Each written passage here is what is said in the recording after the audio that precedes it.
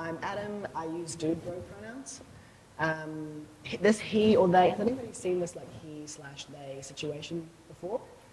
I think I'm using it. Yeah, cool. Some folks get freaked out thinking that like I'm asking you to use he sometimes and they other times. I'm not. It's just like both are cool. Yeah. I run a business called Every Gender, but I didn't start off doing that. I started off as an actor, and then in my last year of acting training, I started a gender transition, and this was 10 years ago, so there were just no roles anywhere for me. And I ended up doing much more directing and then like facilitation and education work than I did acting. And then when COVID hit, I was like, this already doesn't work. And I stepped into corporate consulting, which happened to be the same thing, but just different costumes and a different audience. Yeah, I run Every Gender with my mate Benny. They're non-binary. They are in Auckland. The two of us have been best mates for a really long time. Yeah. And our job is we go into workplaces and help them sort out their gender problems. And a lot of places have a lot of gender problems right now because gender's at the surface of our social consciousness, gender is changing very quickly, and folks are worried about it. Yeah. There's a mic that Jeff's going to be taking around. This isn't like I'm just going to stand here and talk to you for 50 minutes. I will ask you difficult questions that you can chat among yourselves to try and answer. You can also interrupt me at any point. This can be a lot more interactive than most of the other talks that I've been to, which leave the questions until the end. We're a small enough group, just break the silence with your confusion. And in fact, before I talk, I just want to know your names and your pronouns and what you do. Yeah. I'm Hayley. I work at Out of Dawn. I'm the People Operations Manager. Nice. I've been there for a very long time, and I'm looking forward to your talk. Cheers. Thanks. Kelly. Hi, I'm Fel. I work as a web developer in PHQ Studios, and my pronouns is she, they. Thank you. Sweet. Nice to meet you. I'm James. I'm the head of models at WeatherFX. Nice. Yeah, big team, big creative team. And I'm a he, him. And yeah. So you mostly manage people? Or technical, artistic, head of models, but yes, also managing a lot of people. Cool. Yeah, nice. About 78 at the moment in my team. Hardcore. Yeah. Hope you've got other people helping. Hello, I'm Zeriella. My pronouns are she, her, and I'm a training technical artist. Nice. Hi, I'm Amy. I'm a senior artist at NZGDC. My pronouns are she, they. Yeah. Yeah, cool. Nice to meet you, Amy. And then we've got Jeff, and remind me your name, friend? Shannon. Shannon. They do machines. Cool, so I'll just start off. I have kind of one magic trick, one card-based magic trick that I do, and it has a story associated with it. It's like a story-based card trick. And it's like set in 4 castles with 4 royal families. And I don't know, 8 years ago, 10 years ago, I was right early on in my gender transition, and I was hanging out with a friend, and I was like doing this trick to them. And I was like, okay, so there's these 4 castles, and the queens are in the castles because the kings are all out hunting, right? And the queens are alone, and they're like painting their fingernails and like doing their makeup, and like, you know, like lounging on the chaise lounge and like doing queenly things because the kings are all out hunting. And then the jacks come in, and the jacks are like, oh, it's a queen. Oh, she's a sexy queen. I've waited my whole life for this moment. And the queen's like, no. And my friend was like, what are you doing? It's a story. You're making it up on the spot. Like, the queens could be doing anything. Why are you just repeating the same bullshit that's the problem that we're dealing with on a daily basis? Yeah, I was pretty shocked that I was doing that. But like, of course, that's what I did as a knee-jerk reaction because I've just got like an IV drip of that crap direct to my subconscious that I live with on a daily basis. And it's so normal that like it's obvious and I don't see it. Yeah, so people who make games, you can create whatever reality you want, and not just within the game. You know, if you're like a manager of people or a manager of workplaces, you get to create kind of micro climates or micro ecologies within your workplaces that don't have to actually subscribe to the wider culture. But if we're going to break the rules, we have to be able to see the rules. Otherwise, they just play out from the subconscious. So before we get to talking about what could we do differently, we're going to get some basic frameworks about like what is happening in the wider culture, and then also what's happening in kind of objective scientific reality that doesn't necessarily match that culture. Yeah, what's happening in real life that we're trying to deviate from? I use this framework because it's pretty simple. I take a person and break the person into 4 parts very crudely. Yeah, so we've got a person has a body. I've never met a person without one. Then inside of the body, there's like some form of consciousness, right? Like there's me experiencing my body and the world, having thoughts and emotions. Then there's the way that I express that internal experience to the world, which is different because I also lie, right? Those 2 things are separate. And then there's the relationships that I have with other people. And finally, there's the kind of backdrop of my environment that I'm sitting inside of. That's the stuff going into the IV line, right? What's the world around me telling me? When I'm speaking about sexual orientation and gender, the body bit that I'm talking about is sex, not the activity, but the sort of medical and legal categorization of people's bodies. Then the gender is the identity bit, gender expression is the expression bit, and sexual orientation is the relationships bit. The environment is a tricky one. I talk about the one that I'm steeped in now, but it's not the only one that exists. My most familiar reality is the gender binary. That's the one that was playing out with the queens and the jacks and the castle. Yeah. There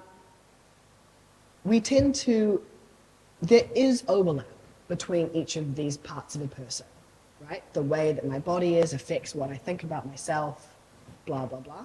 But in fact, they're actually distinct. And we get them wrongly conflated all the time. So we're walking down Cuba Street and we see a person with like curly, long hair and beard, wearing nail polish, and we go, oh, that's a gay man. When in fact, I have no idea about their medical history or the body that they were born into or how that's categorized. So I don't know that person's sex. I know that they can grow a beard. That's all that I know. I'm not seeing them interact with anyone else, so I don't know what kinds of relationships they're in, and they're not telling me about their like internal experience of themselves, so I don't even know their gender. All that I know is their gender expression, but I've made guesses about the other 3. So the most important job we can do is separate those things and then be like, what is this bit of that person actually talking about? Is it about their identity or is it about something totally different? For the sake of time, I'm not going to bother talking about sexual orientation today because I hope we get that by now. Yeah, folks are sexy. Lots of kinds of them to lots of kinds of people. To help us out with the rest of it, has anybody seen this gender unicorn model before? Oh, great. I really like it. I didn't make it. A bunch of trans students in the States made it. But it's very cute and non-threatening. It's great for talking about these kind of like loaded topics. The first thing that we're going to talk about in relation to this unicorn is the sex recorded at birth bit. This is the body bit. And you can see the little DNA icon around the genital area of my unicorn. right? So this is in theory the hard-wired biology stuff, right? I'm going to give you a definition of what sex is. This is the definition that we made up because nobody agrees on what words mean. So this is just what I mean when I say sex, and what I mean is the medical and legal system that categorizes people based on their composition of sex characteristics. What is that clear? Yeah. Is there anything not clear about it? Or anything you'd like to poke with a stick? Okay, cool. Cool. The only problem that I have with it is that it's got the word that I'm trying to define in the term, right? So we also then have to define sex characteristics. A sex characteristic, what I mean when I say a sex characteristic is any biological attribute that's traditionally associated with the reproductive system. Yeah, so like internal and external gonads, XY or XX chromosomes, the ability to grow a beard, the ability to grow breasts, those are all sex characteristics because they're in some way linked to the reproductive system, right? So what happens is a baby's born, the doctor takes a quick look at a very limited number of visible sex characteristics at that point, makes a whole lot of assumptions about all of the other sex characteristics that that person's body will exhibit, and ticks one of 2 or sometimes 3 boxes. The boxes available on the medical and legal forms are female, male, and other or intersex. Can you raise your hand if you have heard the term intersex before this conversation? Great. Keep your hand up if you would feel confident defining it. Nice. That's usually the response that I get. So no one has to feel bad about themselves. That's just the state of the world, right? So if intersex just means that there are sex characteristics from both male and female categories present in that person's body at birth. I'm not intersex, but I do want to open up a little bit of a conversation about what that is and what it means for this kind of gender conversation.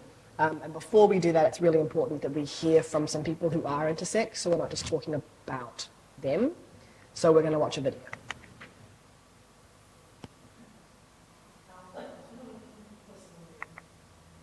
Assuming everything works. Can't play this file for some reason. We're not going to watch the video. That's all good. What shall I say?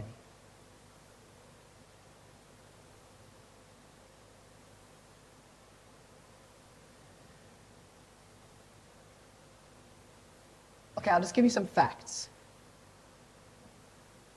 rather than extrapolating about someone else's experience.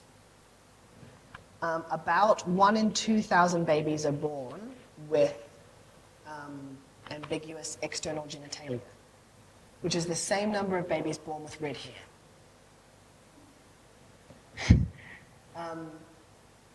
That's only one of over 45 different ways that a person might be intersex. A lot of people are intersex and only find out when they hit puberty, or only find out when they have fertility issues, or just kind of never find out because raise your hands if you've had your chromosomes checked.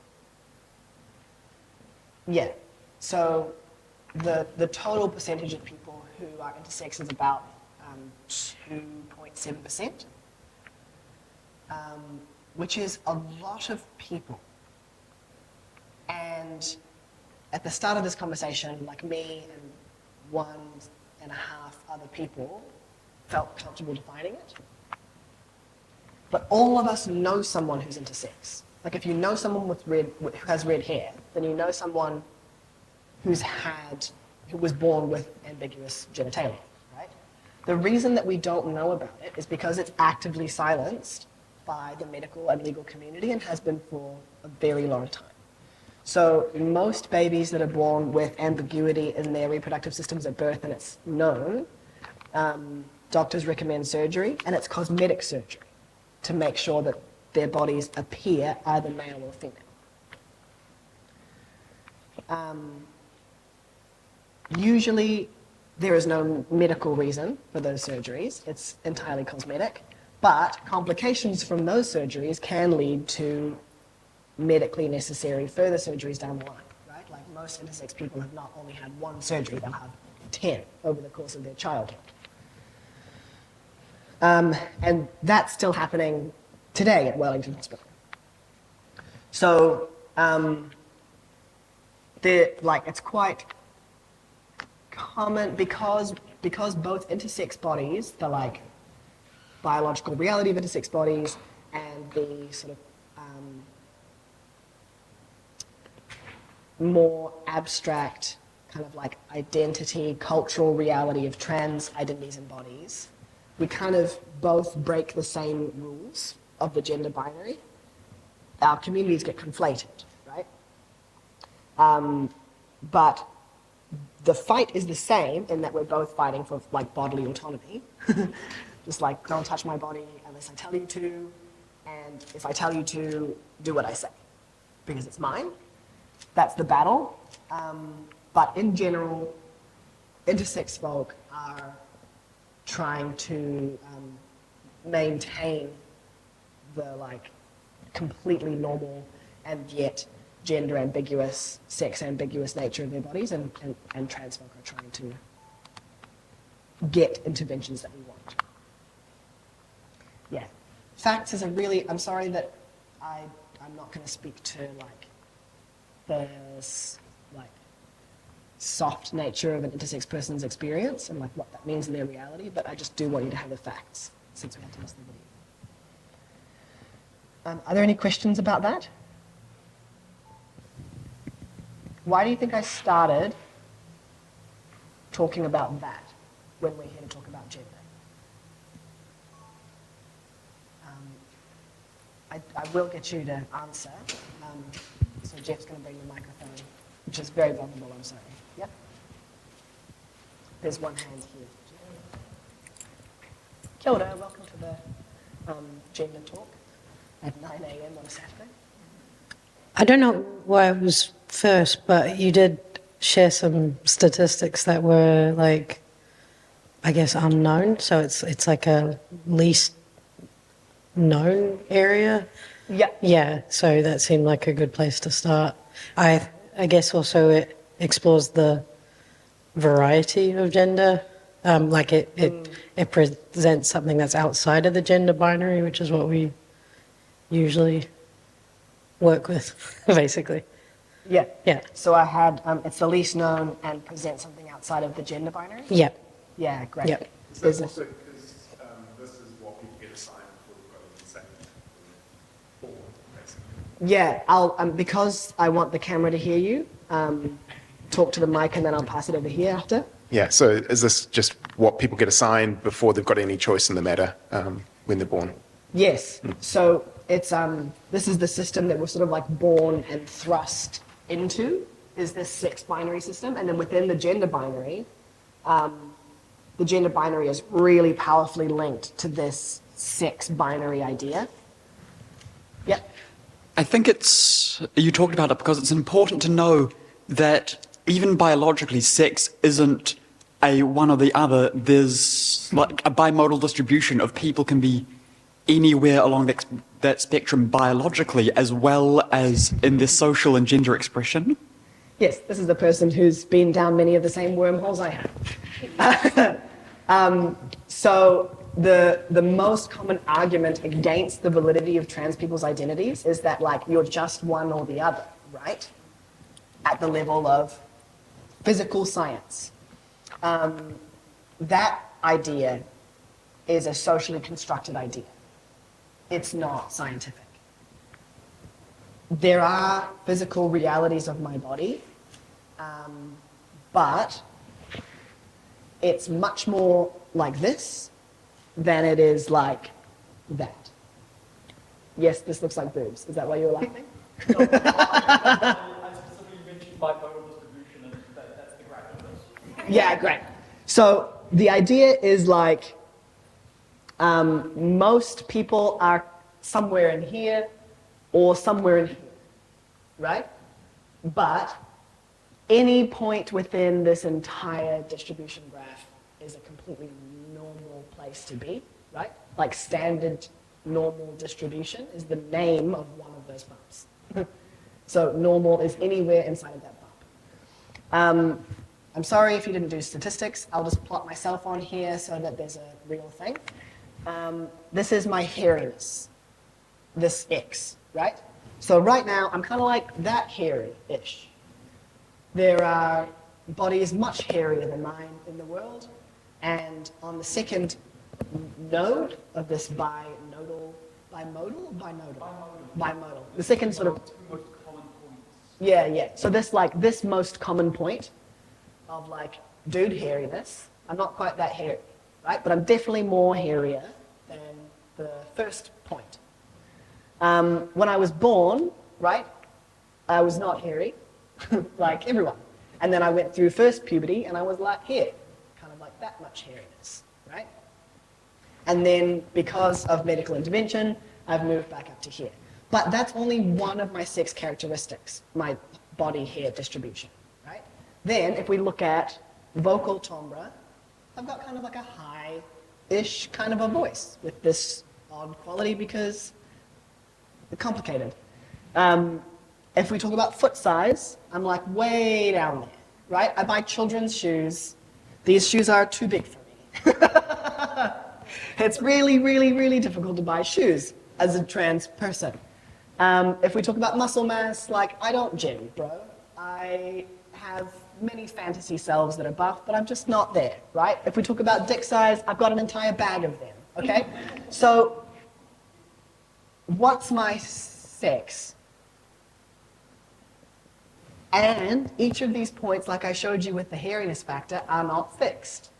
They move around, yeah? So this categorization, yes, my like chromosomes, at a chromosomal level it's here, but what does that actually matter? How does that actually impact my life if the way that that is manifesting, the way that my DNA, you can turn genes on and off chemically, right? And I have done, which is why I'm hairier now. I have the genes for hairiness. They just were sleeping because of estrogen, right? So the sex binary system is like a very crude way of trying to break human bodies up into an either-or category. That's just the meat sack. Then we get into gender. What is it? You've got 3 minutes to talk amongst yourselves and then report back to the group. They won't need a microphone because just like choose 2 groups. I think we'll split you there, so these 3 and those 3. Yeah, come up with a what is gender answer in 3 minutes.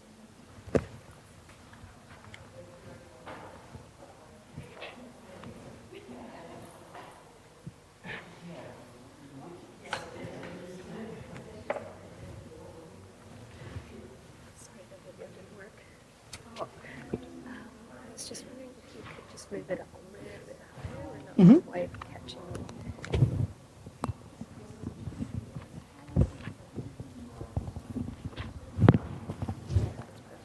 Cool.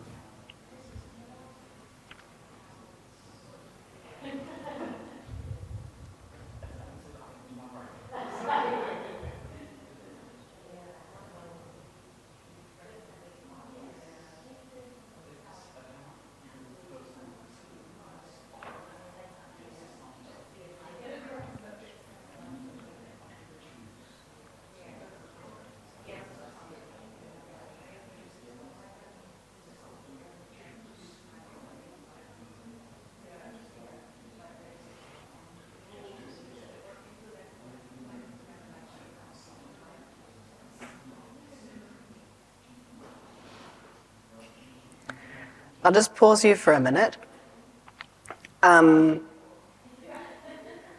So there is no, just so you know, I haven't done gender theory studies at university, but if I did, I could do multiple PhD doctorates trying to answer this question. And you have 3 minutes to come up with an answer, and probably less time to report back to the group.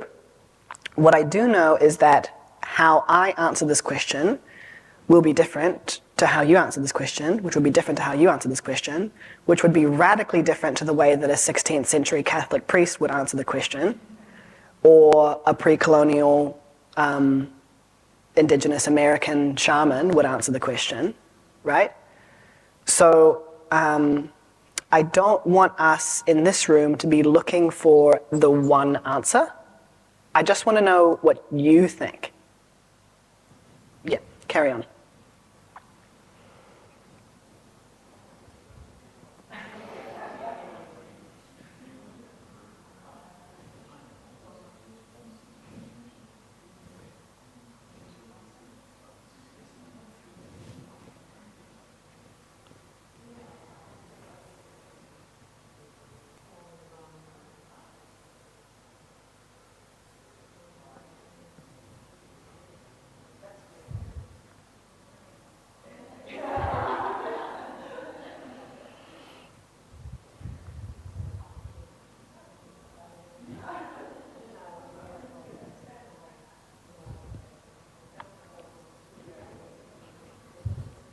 Thirty more seconds.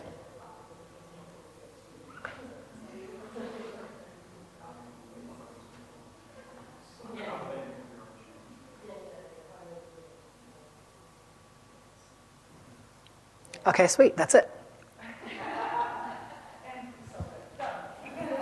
Very well done, everyone. So Jeff's going to walk around with a microphone now. The first people that I want to hear from, the last people that I want to hear from are the ones who've thought about this the most. Yeah.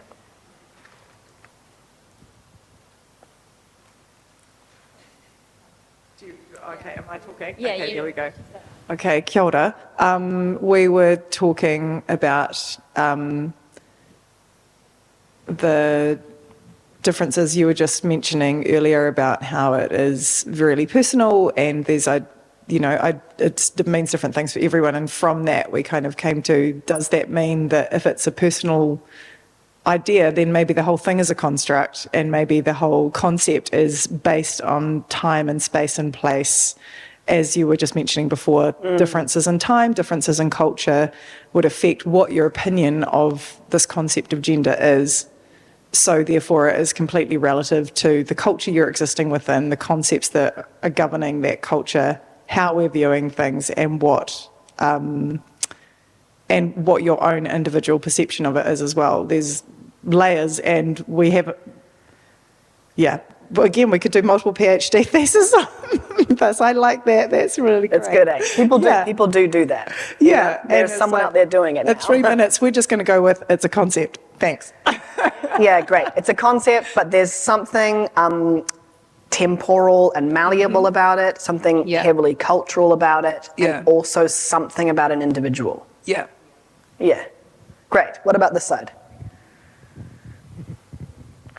The labels are basically a societal construct, and what those labels mean to society are that construct. But it's about either labeling yourself or others to feel included in a group, or feel like you understand yourself better. Yes. Labels is really interesting, because that's the linguistic element to identity. And what's the use of doing that when you'll never, keep the train on the rails, how deep down the existential rabbit hole should we go? Like I was saying earlier, nobody agrees what words mean. Yeah? But they're an attempt, like an essay. The word essay comes from assay, which is the striking movement with a sword. So it's like a kind of an attempt at something. So an essay is an attempt. It's the same thing with a word, right? You know, like I see a thing there, and I'm going to throw a word at it and try to hit it with my word, right? The English language didn't have words that were hitting the truth of people's identities outside of this gender binary. So now we're in the process of making up new words or repurposing old ones to try to more accurately describe the truth of people. Yep. Yeah, I just wanted to say, yeah, I guess in that kind of discovery of those new words, I find it's still not there. like, yeah, and so I find when I try to define gender, the topic I get like it, like you're saying, it's a rabbit hole of like I get kind of like nihilistic about it. Like, what does it mean? It's kind of pointless because it's sometimes feels indefinable. But that's like, but then I'll talk to like my group of friends who, they like explore a variety of like new labels and kind of on quite a regular basis and have like for years. And so we all kind of just pick something new and see if it sticks. Like those crabs that put fabric. Crabs with sticky stuff? Yeah. So, Yeah, what sticks to me? Yeah. yeah, basically. Yeah, sorry, that's not really answering the question. I love those crabs. I'm so glad you made me think about those crabs. Yeah. So I'll just reground a little bit because yes, gender is this kind of socially constructed system for organizing people, right? And then there's like an individual sense of resonance with those different options that society has like put together. And then we try to put language around it, and then all of it's a little bit made up, you know? But that doesn't mean it's not very, very real. And the realness we've all experienced, and I've had the wild time of experiencing both sides of the gender binary. So like I know that it's really different in one camp versus the other camp. Like people ask me about my gender transition and they'll ask all the wrong questions because they think like coming out to your parents or like going to the doctor or like changing your name are the most significant moments. But for me, I think the most significant moment was the first time I was buying petrol and a stranger read me as a dude for the first time. And the room felt completely different. It was just the two of us, but like our like physical proximity to each other and the way that our bodies were in space was totally different. He was like relaxed, bro-y, friendly, gave me more eye contact, gave me like, just like made jokes with me. The formality was gone from the interaction. And I was like, this is what it's like to be a man in only men's spaces. Whoa, it's not like that, you know? And like, I've also moved away from having access to being a woman in all women's spaces. And that's, you know, men just can't be there. You can't get there as a man. So even though we made it up, right? And we're in the process of kind of like transforming what it is in our lives, it's still holistically and completely impacting the way that we move through the world, gender.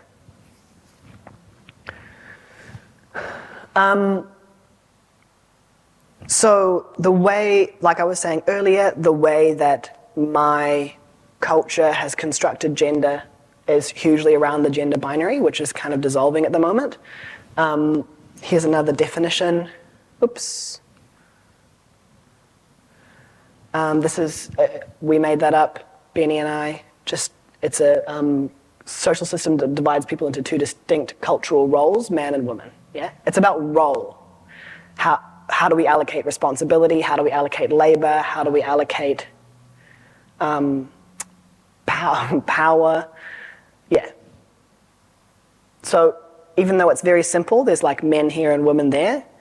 And over the last, 50 or 100 years, what the possibility for each role has expanded dramatically. It's still this kind of either or thing. And the effects of that idea touch all of your life.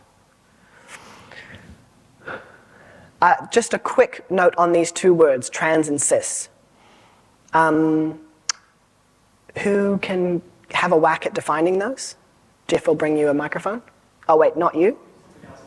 Yeah.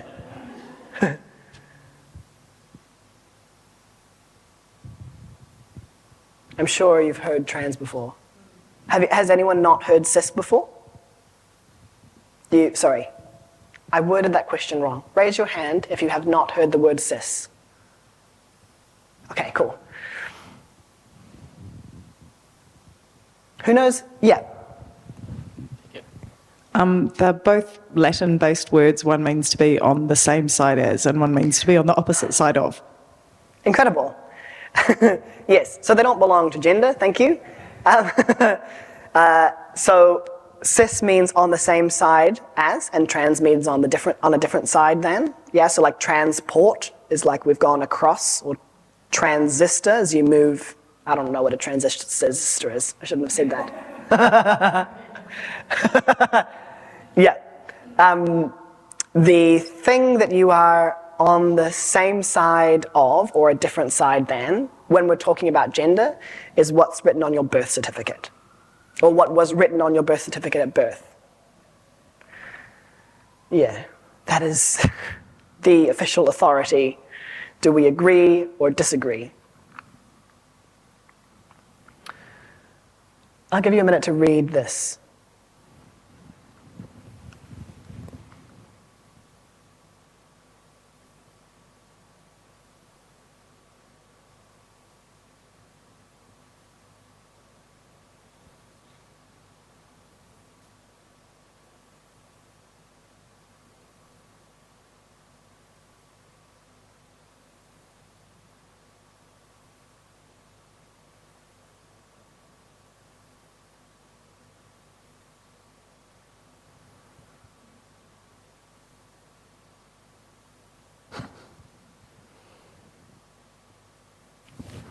Okay, so think of an environment that you have some agency over, whether it be your home or your office or your classroom or a game that you're writing or whatever.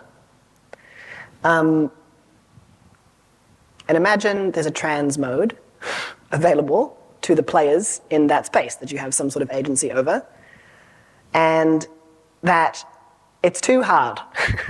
They're not really, it's like the enjoyment of your game is decreasing because the trans mode's too hard, right? Just like make a different 3. Make 2s. Yeah, make 2s and talk about like what changes could you make to that environment with the agency that you have to make trans mode a little more playable. Go. You've got 5 minutes.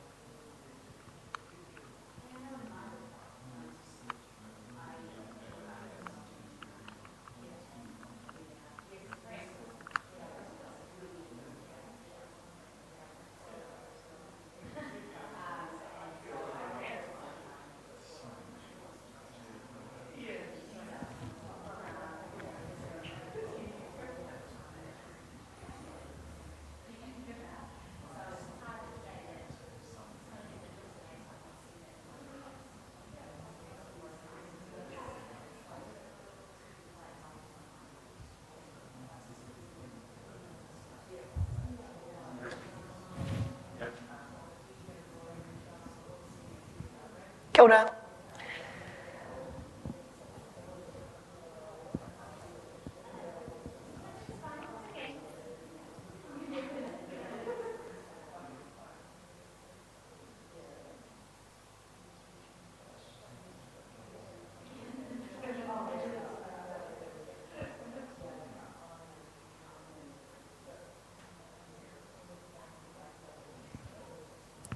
Okay, I'll grab your attention back once you've finished that thought.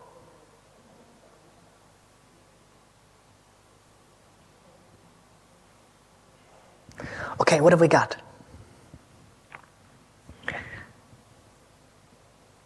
Ask Jeff for the mic if you want to, when you want to speak. What I want to do now is steal your ideas, monetize them, and then add them to my consulting package. So thank you. I was we were both thinking about home life and Home life? home life. Yeah, great. So at my home, it's just me, my wife, and a cat, and I didn't really think there was a lot of gendered structure around our home. Like we both cook, we both do the yard work, we both do the housework. It's very even in the house versus Faye's home life, which is her 3 boys and her husband, which is a lot more Masculine skewed. Yeah. Yeah. Yeah. And yeah, it's interesting to know how to try and make changes in that space when I often do things outside of my home that are just women focused, so that I get female energy uploads. And there's maybe just like certain types of play, certain types of, I mean, there's so much gaming talk all the time that sometimes I'm just like, please can we not talk about a video game again? But at the same time, I also love it because I get to learn about something that I'm not as engaged with. It's also still open. But as far as understanding the concepts, especially bringing it back to the concepts of transgender in those spaces, my thing, maybe it's just because 3 of the 4 men in my house are children, it's a lot of talking about ideas and talking about concepts and bringing that into that space. So bringing in some understanding, bringing in some awareness, spending time with my friends who are trans so that because my boys have trans people in their life that they love and adore, who love and adore them. So normalizing concepts, making it, that's the biggest thing for me, for making the safe space in our home for our friends who are on this journey to educate is my thing. Yeah, so add more trans people. Basically add more trans people, yes. And they're very lucky that we have amazing trans friends who are very open with them and will answer any of their questions and help them understand who they are as a person, which makes them love them more, which is great. So yeah, it's great. The thing with like people panicking about trans women in women's bathrooms, I'm like, come back to me when you've met a trans woman. Yeah, exactly. And then we'll talk. Yeah. What about the back group? So we were talking about workplace, and we got 3 points. First one, more toilets. So it's More like, toilets. yeah, more gender diverse toilets and calling out people when they're being insensitive and be more friendly to everyone. Like, Yeah. And being friendly even when you're calling someone out. if they're not. You're trying to help that person by calling them out. You're not trying to ostracize them. You're like, you could be a nicer person here. You could really help uplift people instead of trying to push these people away. Yeah, I've got a whole workshop about how to do that. Good? Oh, nice. Yeah. So hit me up. I'm very expensive though. Okay, the last team here.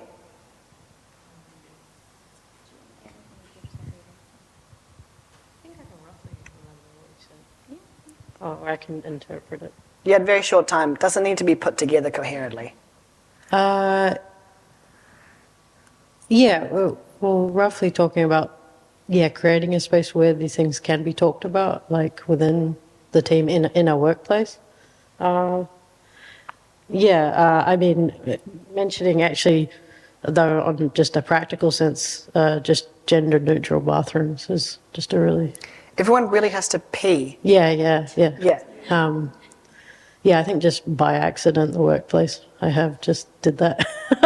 Yeah. Accidentally inclusive.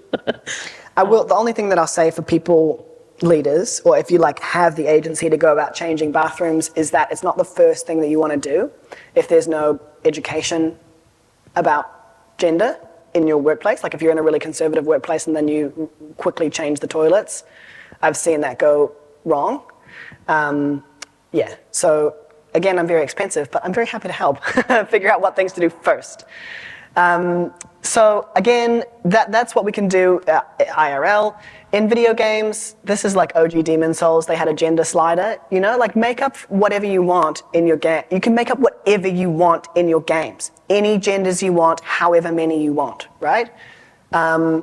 This is Reddit talk about it. Yeah, that's cool. Stop taking angle pictures of your monitors. This wasn't seen as progressive. We've just gone backwards. Like that's the thing. I came out 10 years ago and no one had an opinion about transness then, so it was blank slates, and now everyone's got an opinion, right? Embrace tradition of gender slider. My favorite one, there's only 2 genders, sharp and round. Like, make whatever you want. Kiki, boba are the 2 genders. Great. That's the end of what I have to say, but I would love to see, hire more genderqueer world builders and assign them the job of creating a society with a completely different gender construction and see what they make up. We'll have an absolute blast. And you'll sell heaps of games because trans folk play loads of games. We are out of time, but I don't have anywhere else to be right now, so I'm just going to stand outside there, and I'm really happy to chat with you, answer any questions that you've got, or give you a business card or whatever you'd like. Thanks for your time. Cheers.